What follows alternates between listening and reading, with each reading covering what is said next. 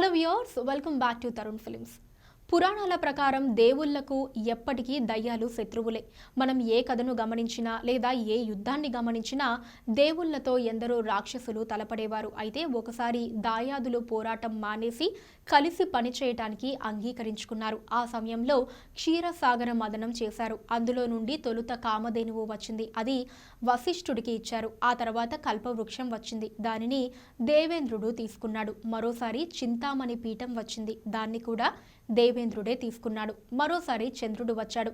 ఆకాశానికి పంపించేశారు. ఆ తర్వాత ఏం వచ్చింది? అప్పుడే శివుడు ఎందుకు వచ్చాడు? అప్పటి నుండి శివుడి కంఠం ఎందుకు నీలిరంగులో మారిందో తెలుసుకోవటానికి ఈ స్టోరీలోకి వెళ్ళాలి. పురాణాల ప్రకారం శివుని నివాసం కైలాస పర్వతం మీద ఉంటుందని అందరూ నమ్ముతారు. అయితే అది నిజం కాదని కొందరు చెబుతున్నారు. శివుడి నివాసం మనోమయ అనే ప్రదేశంలో ఉంటుందట.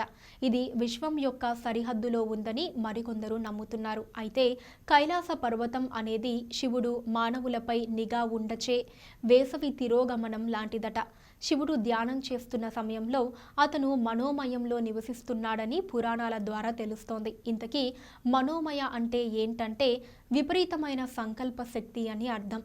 కల్పవృక్షం, చింతామణి పీఠాన్ని దేవేంద్రుడు తీసుకున్న తర్వాత క్షీరసాగర మదనంలో విషం బయటకు వచ్చింది. దీన్ని చూసి భయపడిన దేవుళ్ళందరూ తమను కాపాడమని శివుణ్ణి వేడుకుంటారట.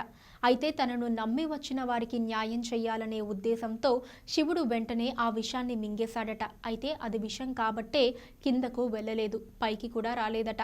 అది శివుడి కంఠంలో అలా ఉండిపోవడం వల్లే శివుడి కంఠం నీలంగా మారిపోయిందట. అప్పటి నుండి శివుడికి నీలకంఠుడు అని పేరు కూడా వచ్చింది. శివుడు ఒక సమయంలో బ్రహ్మకు ఉపదేశం కలిగించటానికి తను అర్ధనారీశ్వర రూపాన్ని ప్రదర్శించాడట. అందులో పార్వతీదేవికి సగానికి సగభాగం ఇచ్చేస్తాడట. దీని ద్వారా ఆడ మగవారు ఐక్యత గురించి తెలియజేస్తాడట. అలాగే పునరుత్పత్తి ప్రక్రియని కొనసాగించమని ఆదేశిస్తాడట. అయితే కొన్ని గ్రంథాలలో ఇలా ఉంది: శివుడు విషం తీసుకున్న పరిస్థితి చూసి అంతా సర్వనాశనం అయిందట. ఈ సమయంలో పార్వతీదేవి తన మెడను పట్టుకొని విషం ఒళ్ళంతా వ్యాపించకుండా అడ్డుకుందట. శివుడి నీలకంఠం మనకు ఏం తెలియజేస్తుందంటే, జీవితంలో ప్రతి సమస్యను భరించాల్సిన అవసరం లేదు, లేదా విస్మరించాల్సిన అవసరం లేదు. దేన్నైనా సమర్థవంతంగా నియంత్రించవచ్చు. హాలాహల జీవితంలో ఆ సమస్యను సూచిస్తుంది. హాలాహలాన్ని విస్మరిస్తే ప్రపంచం మొత్తాన్ని నాశనం చేసే అవకాశం ఉంది. మరోవైపు శివుడు విషాన్ని పూర్తిగా తినేస్తే అతను చనిపోయే అవకాశం ఉంది. శివుడి గొంతులో పార్వతీదేవి ఈ విషయాన్ని సమర్థవంతంగా నియంత్రించింది. అంతేకాదు, పార్వతీదేవి ప్రపంచాన్ని మరియు ఆమె భర్తను కూడా కాపాడుతుంది.